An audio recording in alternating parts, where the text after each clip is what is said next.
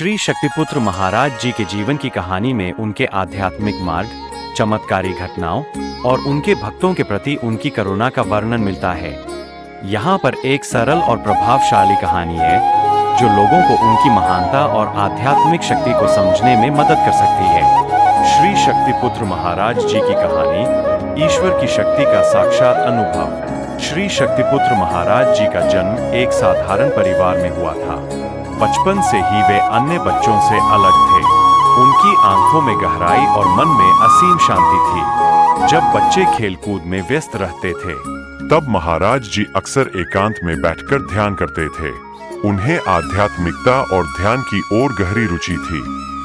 जैसे जैसे वे बड़े हुए, उनकी आध्यात्मिक शक्ति लोगों के बीच प्रसिद्ध होने लगी। गांव में जब भी किसी को कोई कष्ट होता, वे महाराज जी के पास आते। महाराज जी की दृष्टि मात्र से लोगों के कष्ट दूर हो जाते थे।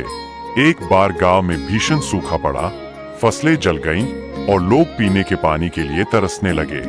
गांव के लोग महाराज जी के पास गए और उनसे प्रार्थना की।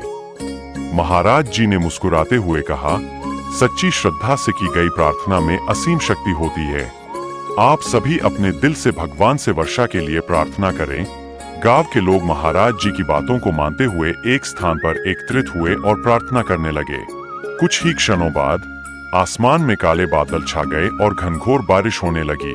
गांव की धरती हरियाली से ढक गई और लोग महाराज जी के चरणों में गिरकर उन्हें धन्यवाद देने लगे।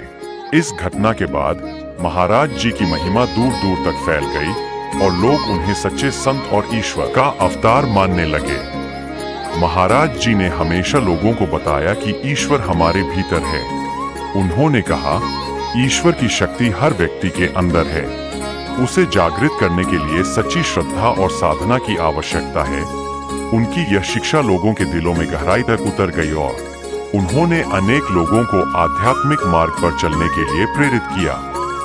यह कहानी श्री शक्तिपुत्र महाराज जी की करुणा, उनकी आध्यात्मिक शक्ति और लोगों के प्रति उनके प्रेम को दर्शाती है। इसे एक वीडियो में दिखाने पर यह लोगों को उनकी महानता और उनके संदेश से जोड़ने में मदद कर सकती है।